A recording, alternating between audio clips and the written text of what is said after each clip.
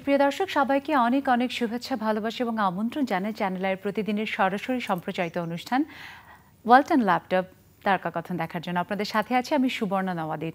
আর আজ ওয়ালটন ল্যাপটপ তারকাকথনের এই আড্ডায় যাকে আমরা আমন্ত্রণ জানিয়েছি আড্ডা দিতে কথা বলতে, তিনি আমাদের সবার প্রিয় মানুষ। তিনি একাধারে একজন সফল সংগঠক, তিনি 21 পদকপ্রাপ্ত একজন চলচ্চিত্র নায়ক, সুঅভিনেতা, তিনি আমাদের সবার শ্রদ্ধেয় ইলিয়াস কাঞ্চন। অনেক অনেক শুভেচ্ছা তারকাকথনে। খুব ভালো লাগছে আপনাকে পেয়েছি। আপনার কাছে থেকে অনেক কিছু আমাদের জানার আছে, শেখার আছে, শুনবো আজকে আপনার কাছ থেকে। আয়োজনের শুরুতেই আপনার জন্য ওয়ালটন ল্যাপটপ তারকাকথনের পক্ষ থেকে ফুলের শুভেচ্ছা। সত্যি আমরা ভীষণ আনন্দিত, কৃতজ্ঞ আপনার এত ব্যস্ত সময় থেকে আপনি আমাদের আজ সময় দিতে এসেছেন। শুরুতেই শুরু করতে চাই, একদম শুরু থেকে শুরু করতে চাই। আমরা জানি বসুন্ধরা চলচ্চিত্রের মধ্য দিয়ে আপনার শুরু চলচ্চিত্রে যাত্রা, তারপর অনেক অনেক অনেক অনেক অনেক চলচ্চিত্রে আপনি অভিনয় করেছেন এবং ইমপ্রেস টেলিফিল্মের শাস্তি চলচ্চিত্রে অভিনয় করেছেন, নিরন্তর আরও অনেক অনেক ছবিতে। এর মধ্যে খুব সবার মনে, আমার মনে হয় সব প্রজন্মের মনে যেই ছবিটি ভীষণভাবে দাগ কেটে আছে, বেদের মেজেসনা, সেখান থেকে শুরু করতে চাই। একটু বলবেন সেই চলচ্চিত্রের কাজের অভিনয়ের অভিজ্ঞতার কথা। আসলে ওই সময়টা আমি এত ব্যস্ত ছিলাম যে এই ছবিটির মানে শিডিউলে দিতে পারছিলাম না আমি। কিন্তু পরিচালক যিনি, তিনি এর আগে আমার বেশ কয়েকজন পরিচালকের সহকারী হিসেবে সে কাজ করত, যেমন মতিউর রহমান পানু, দারা শেখো। তো একসঙ্গে অনেকগুলো ছবিতে সে চিফ অ্যাসিস্ট্যান্ট হিসাবে কাজ করেছে, সেই হিসাবে তার সঙ্গে একটা ভালো সম্পর্ক ছিল। কিন্তু তার মধ্যে যে এরকম প্রতিভা আছে এটা কিন্তু মানে আসলে আজ করতে পারিনি। কিন্তু তো তার ইচ্ছা ছিল স্বাভাবিকভাবেই, যখন কাজ করি আর কি, তার একটা ইচ্ছা ছিল যে তার প্রথম ছবি যখন হবে তখন সে আমাকে নিয়ে কাজ করবে। এদিক দিয়ে তার ইচ্ছা, কিন্তু সে আবার জানে, তার প্রডিউসাররা জানে, সবাই জানে যে আমার শিডিউল পাওয়া একটা দুরূহ ব্যাপার। তখন ভীষণ ব্যস্ত আপনি, অনেক অনেক প্রডিউসার যারা, তারাও কিন্তু আবার খুব আমার আপনজন। তার মধ্যে একজন তো আমার ডিরেক্টর মতিউর রহমান পানু সাহেব, তার ছবিতে আমি কাজ করেছি। তো সেই এই ছবির আবার প্রডিউসার আমাদের আব্বাস ভাই প্রডিউসার। তো এই দুইজনে মিলিয়ে ছবিটি বানাবে। তখন তারা চিন্তা করলো যে আমাকে নিতে গেলে আসলে ছবিটা দেরি হয়ে যাবে, অনেক সময় লাগবে, কারণ আমি শিডিউল দিতে পারবো না। তখন তারা হিরো সাত্তার সাহেবকে মানে ওরা কন্ট্যাক্ট করলো আর কি, এবং অলরেডি তাকে সাইনিং মানিও দেওয়া হলো। কিন্তু পরিচালক বেগে বসেছে যে না, আমি তো আমার মানে শিল্পী ছাড়া, মানে স্বপ্নে তার এটা একটা নিজের সাথে আমাকে ছাড়া সে ছবি বানাবে না। এখন ওদিক দিয়ে সাইনিং করছে, তারপরেও সে বানাবে না। শেষ পর্যন্ত আমার আরেকজন পরিচালক দারা শেখো, তাকে আসলে আমি এতটাই শ্রদ্ধা করতাম, বাবার মতোই দেখতাম, এবং সমস্ত উপদেশগুলো উনি আমাকে দিতেন, এবং আসলেই কিন্তু উনিও সন্তানের মতোই আমাকে মানে গাইড করতেন। তো আমার জীবনে প্রথম আমি প্রডিউসার হিসাবে আমি যে আত্মপ্রকাশ করি, সেটি দারা শেখো এবং আমি দুইজনে মিলে যৌথ প্রযোজনা একটা ছবিতে, এবং অনেক সফলভাবে অনেক চলচ্চিত্র আপনি প্রডিউস করেছেন। ওনাকে সে তোজাম্মেল ধরলো আর কি, কারণ তোজাম্মেল তারও অ্যাসিস্ট্যান্ট ছিল। এখন একদিন আমাকে বলছে, দারা ভাই বলতেছে যে আমাদের ছেলেটা ছবি বানাচ্ছে, ও তো আপনাকে ছাড়া ছবি বানাবে না, তো আপনি তারে শিডিউল না দিলে তো সে ছবি বানাবে না। তো আপনি কি চান না যে আমাদের একটা ছেলে মানে আসুক, সে ডিরেক্টর হোক আপনার হাত ধরে, এটা কি আপনি চান না? তা আমি বললাম যে দারাভাই আমি কোত্থেকে শিডিউল দেবো। দারাভাই বোধহয় আগে ডিসিশন নিয়ে রাখছে আর কি। দারাভাইয়ের সঙ্গে ওই সময়টা আরেকটা ছবি আমি যৌথ প্রযোজনা আমি কাজ করছিলাম প্রডিউসার হিসাবে। ছবিটির নাম ছিল বোনের মতো বোন। তো সেইটার একটা টানা শিডিউল ছিল, প্রায় 7 দিনের একটা শিডিউল ছিল। তা আমাকে চট করে বললো কি আপনি 7টা দিন দিয়ে দেন ওকে। আমি বলেন কি, আমার নিজের ছবির শিডিউল আমি দিয়ে দেবো। তো বলে যে আপনি তো আমাকে চেনেন, আমি কিভাবে কাজ করি, আমি তো সময় নষ্ট করি না। তো আপনি 7টা দিন ওকে দেন, দিয়া ছবিটা শুরু এবং করেন। মানে হুট করে এই যে 7টা দিন উনি স্যাক্রিফাইস করে যখন দিল, আপনি অঞ্জু ঘোষ, শ্রদ্ধেয় অভিনেত্রী অঞ্জু ঘোষের সাথে অভিনয় করে এই চলচ্চিত্রটি আপনার ক্যারিয়ারে কিন্তু একটা মাইল ফলক। তারপরেও আপনি অনেক অনেক অনেক মানে চলচ্চিত্র আপনি অভিনয় করেছেন এবং আমরা দেখেছি যে আপনার সাথে জুটি বেঁধে শ্রদ্ধেয় অঞ্জু ঘোষও কিন্তু খুব সফল একটা জায়গায় পৌঁছেছেন। তো এই যে মানে নানা মানে কি বলবো যে নানা রকমের অভিজ্ঞতা থেকে ওই আপনি পার করে। সময় আসলে অঞ্জু ঘোষের মানে একটা ব্যাড লাক কিন্তু তার চলছিল আর কি, দুর্ভাগ্য চলছিল। কারণ হলো গিয়ে যে এই ছবিটি রিলিজ হওয়ার আগে অঞ্জু ঘোষের সিরিয়ালি 19টা ছবি ফ্লপ করে। আচ্ছা, 19টা মানে এটা 19টা ছবি ফ্লপ করে, এবং যেটার এফেক্ট এর মধ্যে এসে পড়ে যে এই ছবিটি যখন রিলিজ দিতে যাচ্ছিল প্রডিউসাররা, আমাদের হয় কি সিনেমায় কিন্তু আগে থেকে হলগুলো বুকিং করতে হয়, যে একটা টাইম ফিক্স করে দিতে হয় যে ওই সময়টা এটা চলবে, এই সিনেমা হলগুলোতে চলবে, সেগুলো তখন সিনেমা হলগুলো একটা মানে শিডিউল রাখে। তো যখনই দেখলো যে অঞ্জু ঘোষের 19টা ছবি মানে ফ্লপ করেছে, তো ওই সিনেমা হল যারা বুকিং দিছিল আমাদেরকে, তারা মানে নেগেটিভ একটা করলো, তারা ধারণা করলো যে ছবিটি চলবে না, আবার এটা হয়তো 20 নম্বর ছবি তার ফ্লপ হবে, এরকম একটা তখন ওই বিশেষ করে চিটাগংয়ের মানে আমাদের যে 4-5টা জায়গায় রিলিজ হওয়ার কথা ছিল, এটা টোটালি বন্ধ করে দিল। এবং সেই সময় এটার দায়িত্বে ছিল উনিও কিন্তু আসলে ঘুরে দাঁড়ালেন আমাদের তার ক্যারিয়ার নিয়ে। সিনেমা হলে যিনি ছিলেন আমাদের আব্দুল খালেক সাহেব, তো ওনার টেবিলটার মধ্যে গ্লাস ছিল, আমাদের প্রডিউসার আব্বাস ভাই ওই মানে কথা কাটাকাটির পর্যায়ে এক পর্যায়ে ওটার মধ্যে ঘুষি মারে কাঁচ ভেঙে যায়। তো উনি আসে এফডিসিতে, আমি তখন শুটিং করছিলাম, আমি জিজ্ঞাসা করলাম যে ছবি রিলিজ হচ্ছে, উনি খুব আমার উপর মেজাজ খারাপ করলেন। কি ছবি বানাইছো এরকম ভাবে, ডেট দিয়ে এখন সেই ছবি মানে চালাইতে চায় না, আমি তো এরকম ভাবে ঝগড়া করে আসছে, তার গ্লাস ভেঙে দিয়ে আসছি। ওই ভাঙা গ্লাসে কি সুপার হিট করে দিল বোধহয় বেদের মেয়ে জ্যোৎস্না, এবং এখনো পর্যন্ত বাংলাদেশের চলচ্চিত্রের ইতিহাসে সর্বকালের মানে সব থেকে বাণিজ্যবহুল ছবি। আমরা জানি একদিকে যেমন আপনি বাণিজ্যিক অনেক ছবি করেছেন, তেমনি আবার রবীন্দ্রনাথের মানে গল্প অবলম্বনে ইমপ্রেসের ক্লাসিক ছবি শাস্তিতে আপনি অভিনয় করেছেন এবং সেই চলচ্চিত্রের কারণেও আপনি রাষ্ট্রীয় পুরস্কার পেয়েছেন। অভিনন্দন আরও একবার। আমরা আপনাকে নিয়ে শাস্তি চলচ্চিত্রের অংশবিশেষ দর্শকদের জন্য দেখাতে চাই। সুপ্রিয় দর্শক, আমরা চলুন দেখে আসি ইমপ্রেস টেলিফিল্মের ছবি শাস্তির অংশবিশেষ। সুপ্রিয় দর্শক, আমরা দেখছিলাম ইমপ্রেস টেলিফিল্মের ছবি শাস্তির অংশবিশেষ, যেখানে অভিনয় করেছেন আমাদের শ্রদ্ধেয় অভিনেতা ইলিয়াস কাঞ্চন। আমরা দেখলাম সত্যি অনবদ্য অভিনয়, এবং সেই অনবদ্য অভিনয় একদিকে যেমন আপনাদের প্রজন্মের আপনি এবং শ্রদ্ধেয় চম্পা আপা, আবার পরের রিয়াজ এবং পূর্ণিমা, খুব খুব সত্যি আপনাদের মানে প্রত্যেকেই আপনারা ভীষণভাবে জনপ্রিয় তারকা, এবং অভিনয়ের জায়গায়ও কিন্তু আপনারা ভীষণভাবে মানে অসাধারণ অভিনয় করেছেন। এই ছবিটি নিয়েও যদি আলোচনা করা হয় সারাদিনও আসলে শেষ হবে না। কারণ হলো যে এই ছবির যিনি মানে গল্পটা যার, সেটা রবীন্দ্রনাথ ঠাকুর। রবীন্দ্রনাথ ঠাকুর আসলে বাঙালির যে চিন্তা চেতনাগুলোকে এতভাবে উনি স্টাডি করেছেন, আসলে মানে এরকম ভাবে বাঙালিকে আর কেউ কিন্তু দেখে নাই। যার জন্য রবীন্দ্রনাথ কিন্তু একটা কথা বলেছিল যে হে বঙ্গ জননী 7.5 কোটি বাঙালিরে 7.5 কোটি সন্তানেরে রেখেছ বাঙালি করে মানুষ করনি। এটা প্রতিবাদ করেছিল বঙ্গবন্ধু, বলেছিল রবীন্দ্রনাথ তুমি এসে দেখে যাও যে বাঙালি আজ মানুষ হয়েছে। কিন্তু আলটিমেটলি কিন্তু রবীন্দ্রনাথেরটাই সত্য হয়েছিল, কিন্তু কারণ বঙ্গবন্ধুকে জীবন দিতে হয়েছে সেই বাঙালির কাছে। তো এই যে বাঙালিরা যে ভাত কত তার কাছে প্রিয় জিনিস, মানে এটা কল্পনাই করা যায় না। যার জন্য দেখবেন যে চাল, এই যে এখন চালের মূল্য বৃদ্ধি, এটা নিয়ে কিন্তু সবচেয়ে বেশি কিন্তু আলোচনা। অথচ দেখেন যে সব জিনিসের দাম বেশি আছে, কিন্তু একটা কৃষক চালের দাম হলে পরে কৃষক তার মানে লাভবান হবে, কিন্তু সবাই চাল নিয়ে। এই যে ভাতের যে বিষয়টি, যে এক মানে ভাত দিতে পারলো না ওই সময়টা, যার জন্য কিন্তু এই যে তার ইমোশন, ভাত খাওয়ার যে ইমোশন, সেটা সে সহ্য করতে পারলো না, কিন্তু দা দিয়ে কিন্তু কেটে ফেললো।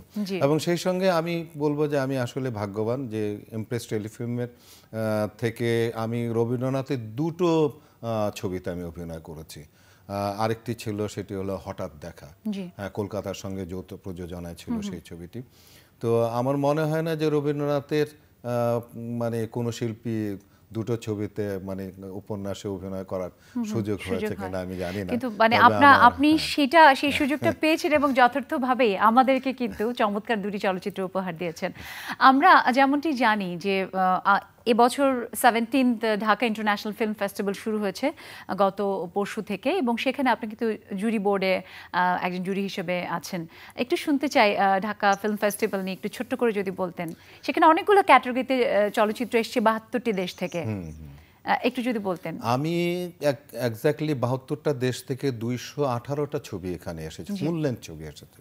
তো তার মধ্যে এগুলোকে ক্যাটাগরি করা হয়েছে, বিভিন্ন সেক্টরে ভাগ করা হয়েছে। যেমন ওমেন্স ফিল্ম নামে একটা সেক্টর আছে, তারপর ওয়ার্ল্ড ফিল্মস নামে একটা সেক্টর আছে, চিলড্রেন্স ফিল্ম নামে একটা সেক্টর আছে, তারপরে আছে যে এশিয়ান ফিল্ম কম্পিটিশন। আমি মূলত এশিয়ান ফিল্ম কম্পিটিশনের আমি জুরি হিসাবে আমি কাজ করছি। তো এর মধ্যে আমি সবগুলো ছবি আমি যেহেতু ওই স্ক্রিনে গিয়ে আমি দেখতে পারবো না, যার জন্য আমি এগুলোকে আমি পেন ড্রাইভে নিয়ে আমি নিজে দেখছি। তো এর মধ্যে থেকে আমি অলরেডি 4টা ছবি আমি দেখেছি। তো আজকেও সকালবেলা আমি যতটুকু পারি আমি দেখেছি আর কি। আমি আর সত্যি কথা বলবো যে আমরাও ছবি বানাই, যেমন এই যে এরকম ছবি ভাবায়, কিন্তু আপনি এই ছবিটা দেখলে পরে কিন্তু সঙ্গে সঙ্গে এটা শেষ হয়ে যায় না, একটা মজা শেষ হয়ে যায় না, এটা কিন্তু যখনই মনে পড়বে তখনই আপনাকে আনন্দ দেবে। আমি কিন্তু এই যে তিনটা ছবি আমি দেখেছি, বিশ্বাস করবেন 3টা ছবি আমি ভুলতে পারছি না, আমাকে কিন্তু মানে থেকেই কিন্তু আমার মনে পড়ছে, কিন্তু মানে আমাকে ভাবাচ্ছে কিন্তু। আমার কাছে কথা হলো যে চলচ্চিত্র আসলে তো এরকমই হওয়া উচিত, যে আপনাকে ভাবাবে, আপনাকে জীবনকে তুলে ধরবে, সমাজকে তুলে ধরবে। জীবনকে তুলে ধরা মানে কি যে সুন্দর। যেমন আমি প্রথম প্রিমিয়ার শোতে যে ছবিটি মানে যেটাতে ওপেনিং হলো, সেই ছবিটা আমি দেখেছি, সেটি হলো গিয়ে আপনার গিয়া তার্কিশ ছবি, তারা ইয়ের সঙ্গে যৌথ প্রযোজনা, হ্যাঁ, তো সেইটা করেছে। এই ছবিটি দেখে আমার খালি বারবার মনে হচ্ছিল একটা জিনিস, মনে হচ্ছিল যে পরিচালক মানে তার মানবিক দিকটাকে এমনভাবে তুলে এনেছেন। এবং ওই ছবিটা দেখে আমার প্রথমেই যেটি মনে হয়েছিল যে এই পৃথিবীটা সৃষ্টি করেছেন সৃষ্টিকর্তা, এবং মানুষও সৃষ্টি করেছেন সৃষ্টিকর্তা। তো এই পৃথিবীর জন্য তিনি মানুষ সৃষ্টি করেছেন, কিন্তু সেই মানুষরাই পৃথিবীতে জায়গা পাচ্ছে না, তারা মানে আপনার গিয়া দেশান্তরী হচ্ছে, নিজের দেশে থাকতে পারছে না, যুদ্ধ বিগ্রহের জন্য মানুষগুলো যে কষ্ট পাচ্ছে, এবং তারা আশ্রয়ের জন্য, আশ্রয়ের জন্য যে তারা জীবনের যে ঝুঁকি নিচ্ছে, এই যে সমুদ্র পাড়ি দেওয়ার জন্য একটা প্লাস্টিকের বোর্ডের মধ্যে করে তারা পাড়ি দিচ্ছে কোথাও একটা আশ্রয় পাওয়ার জন্য। এত খারাপ লেগেছে আমার কাছে, তখনই মনে হচ্ছে যে তো হতে পারে না, কারণ হলো যে সৃষ্টিকর্তা তার পৃথিবীতে তার সৃষ্টির মানুষগুলো যেখানে খুশি সেখানে তার ইচ্ছা মতো যাবে, সেখানে বসবাস করবে, শান্তিতে থাকবে। কিন্তু আমরা মানুষরা, আমরা প্রভাবশালীরা, আমরা ক্ষমতাধররা, আমরা এটাকে ব্যারিয়ার করে দিচ্ছি, মানুষকে থাকতে দিচ্ছে না। মানুষের জন্য আমরা আসলে এই ক্ষমতা, এই পাওয়ার আমরা কিন্তু মানুষের জন্য আমরা কষ্ট, মানে এই ছবিটা আসলে মানবিক হতে শেখার ব্যাপারটা মনে হয় অনেক বেশি তুলে ধরে। আমরা জানি যে আপনি নন্দিত কথা সাহিত্যিক হুমায়ুন আহমেদের গল্প অবলম্বনে নিরন্তর ইমপ্রেস টেল ফিল্মের ছবিতে ও সেখানে আপনি অভিনয় করেছেন, শ্রদ্ধা আবু সাইদ পরিচালিত। আমরা আপনাকে নিয়ে সেই চলচ্চিত্রের অংশবিশেষে দেখতে চাই। সুপ্রিয় দর্শক, চলুন আমরা দেখে আসি ইমপ্রেস টেল ফিল্মের ছবি নিরন্তরের অংশবিশেষ। বাহ, খুব চমৎকার আমরা দেখলাম এই ছবিটা, খুব ইন্টারেস্টিং। মানে ইন্টারেস্টিং মানে কি, আসলে কিন্তু মানব চরিত্রগুলো এইখানটাও কিন্তু ফুটে উঠছে। যে একটা লোক দেখেন যে গরিব ছিল, সে একটু ওখানে মানে টাকা পয়সা হয়েছে, তার জন্য সে একটা গাড়ি কিনেছে।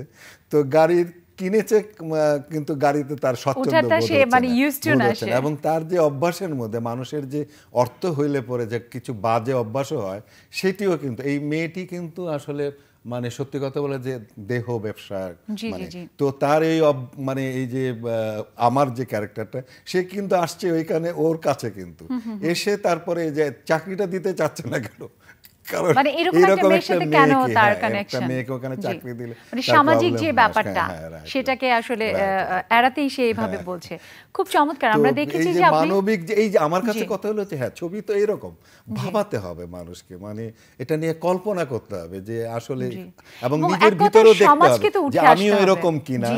এটাও জি। কিন্তু মানুষকে উপলব্ধি করতে হবে যে আমি যা জি। দেখলাম সেই রকম আমিও কিনা। জি। তো আমার যদি এরকম দোষ থাকে তাহলে আমার সেই দোষটাকে আমাকে তো সংশোধন করতে হবে, জি। তাহলে সে না মানুষের উত্তরণ হবে। তো চলচ্চিত্র তো এরকম হতে হবে, জি।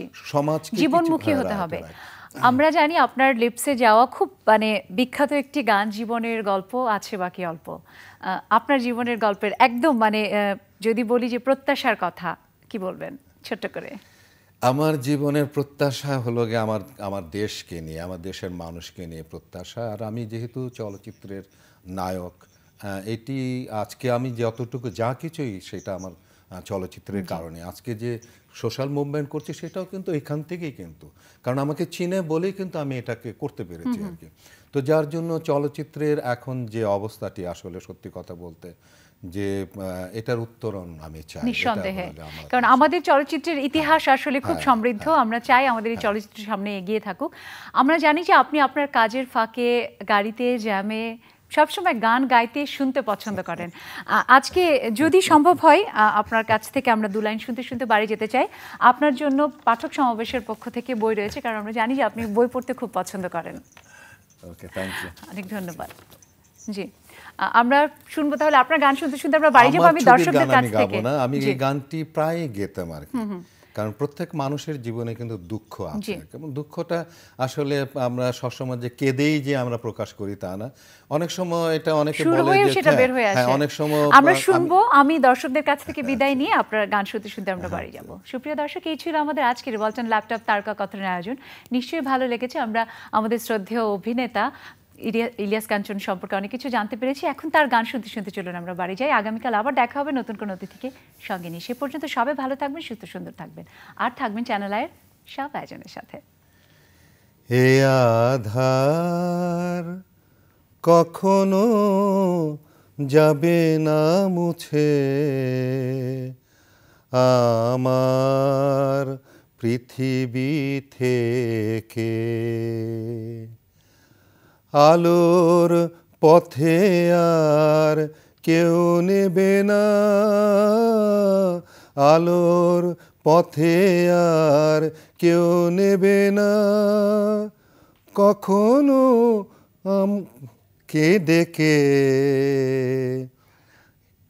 আমার পৃথিবী থেকে এ আধার কখনো যাবে না মুছে, আমার পৃথিবী থেকে। অসহায় অন্তরে জেগে উঠে কান্না, কি নিবিড় ব্যথা তার বুঝাতে সে পারে না। আশারি তারাগুলো নিরাশায় নিভু নিভু গিয়েছে নিভে, আমার পৃথিবী থেকে এ আধার কখনো যাবে না মুছে, আমার পৃথিবী থেকে। মাঝখানে একটু মানে লাইন ভুলে গেছিলাম। খুব চমৎকার। আপনার এই গান শুনে তো আমাদের ভীষণ লোভ হচ্ছে। আমাকে প্যানেল থেকে বলা হচ্ছে যে আরো এটা চালিয়ে যাওয়া হোক। সত্যি মানে যদিও দর্শকদের কাছ থেকে বিদায় নিয়ে নিয়েছিলাম, কিন্তু আরো একবার আপনার কাছ থেকে আরেকটু শোনার সুযোগ হলো এটা নিঃসন্দেহে সৌভাগ্যের ব্যাপার। আমরা জানি আপনি বাংলাদেশের সর্বোচ্চ সম্মাননা 21শে পদক পেয়েছেন, যেটা সত্যি ভীষণ সম্মানের এবং একটা দায়িত্ববোধেরও ব্যাপার রয়েছে। একটু যদি সেই সম্পর্কে বলেন, সেই প্রাপ্তির যে আনন্দ অভিজ্ঞতা। আসলে প্রাপ্তি তো সবসময় মানুষকে আনন্দ দেয়, তবে আমি যে কাজটির জন্য আমি এই পুরস্কারটি পেয়েছি, আমি কখনো ওটা চিন্তা করে কাজটি করি না, কিন্তু কাজটি করেছি কাজের জন্য করেছি, দেশের জন্য করেছি, দেশের মানুষের জন্য করেছি, এবং হৃদয়ের রক্তক্ষরণ নিজের আপনজনকে হারিয়ে উপলব্ধি থেকে কাজটি করেছি। তো আমি যে কখনো এটার জন্য আমি পুরস্কৃত হব, আমাকে পুরস্কার দেওয়া হবে, এটা আমি কখনোই আমার মাথায় ছিল না। তো তো তারপরেও বর্তমান সরকার আমাকে সামাজিক কাজের জন্য আমাকে পুরস্কৃত করেছে। আমি অত্যন্ত আনন্দিত হয়েছি, অত্যন্ত খুশি হয়েছে এবং আজকে এই সুযোগটা পাচ্ছি যে বর্তমান সরকার, মাননীয় প্রধানমন্ত্রী, তাকে আমার তরফ থেকে ধন্যবাদ জানাচ্ছি আবারও। জি, আপনাকেও আমরা নিঃসন্দেহে সাধুবাদ জানাই যে আপনি কিন্তু ভীষণভাবে দীর্ঘ দিন ধরে আপনি এই আন্দোলনটাকে চালিয়ে নিয়ে গেছেন এবং সেই আন্দোলনটা কিন্তু একটা আমার মনে হয় যে সবার মধ্যেই, সারা দেশের মানুষের মধ্যেই একটা আলাদা সচেতনতা তৈরি করেছে। আমরা বিশ্বাস করি যে সেই সচেতনতা নিশ্চয়ই সামনেও এগিয়ে যাবে। আমরা জানি যে আপনি একাধারে যেমন চলচ্চিত্র অভিনেতা, চলচ্চিত্র প্রযোজক, তেমনি আপনি কিন্তু পরিচালকও। এখন আমরা জানি যে আপনি অনেক রকমের কাজ নিয়েই ব্যস্ত, তবু একটু যদি বলতেন যে এখন সব মিলিয়ে আসলে মূল ফোকাসটা বা ব্যস্ততাটা কোথায়? ফোকাসটা আসলে চলচ্চিত্রের যেটি বললাম যে চলচ্চিত্রের যে অবস্থা, সেই জায়গায় আমি আসলে ছবি বানাতে পারছি না। এমনকি আমার ছেলে মেয়েরা এটাও বলেছে যে তুমি বছরে একটা ছবি বানাও। তো একটা ছবি বানাতে যে কস্টিং, সেটা আপনি দেখেন যে সেটা কিন্তু উঠে আনা সম্ভব হয় না। আই চ্যানেলের মতো এই প্রযোজনা সংস্থা কিন্তু আগে যেভাবে ছবি নির্মাণ করতে, এখন কিন্তু পারছে না কিন্তু সেভাবে করতে। যদিও তাদের অনেক সুযোগ সুবিধা রয়েছে, তারা ওয়ার্ল্ড প্রিমিয়ার করতে পারে, তারা এই চ্যানেলের মাধ্যমে বাইরের মানুষদের স্পন্সর নিতে পারে, কিন্তু তারপরে কিন্তু দেখেন আগের মতো কিন্তু কঠিন হয়ে পড়ছে বিষয়টি। তো সেই জায়গায় আমার মতো লোকের এই যে এতগুলো টাকা ইনভেস্ট করে এই বয়সে, আমার যে বয়সে, এই বয়সে এখন যদি আমি ক্ষতিগ্রস্ত হই, সেটা আসলে কোনোভাবে ফিরিয়ে আনাটা সম্ভব না। আমরা তবু প্রত্যাশা রাখি যে আপনি আপনার মতো একজন গুণী মানুষ, গুণী অভিনেতা, গুণী প্রযোজক, পরিচালক আমাদেরকে এই বাংলাদেশের চলচ্চিত্রকে এগিয়ে নিয়ে যাওয়ার জন্য ভীষণভাবে কাজ করবেন। আবার অনেক ধন্যবাদ, কৃতজ্ঞতা আমাদের সে সময় দেওয়ার জন্য। সেই সাথে চ্যানেল আই পরিবারের সকলের পক্ষ থেকে অনেক ভালোবাসা, শ্রদ্ধা। Thank you. সুপ্রিয় দর্শক, ফাইনালি কিন্তু আমরা শেষ করছি ওয়ালটন ল্যাপটপ আমাদের আজকের এই তারকা কথার আয়োজন। নিশ্চয়ই ভালো লেগেছে আমাদের আজকের এই চমৎকার আয়োজন। আবার অপেক্ষায় থাকবো আগামীকাল আপনাদেরকে টেলিভিশন সেটে নিয়ে, আমাদের নতুন অতিথিকে নিয়ে আয়োজন করার। ভালো থাকবেন সেই পর্যন্ত। সবাইকে আবার অনেক ধন্যবাদ আর ভালোবাসা।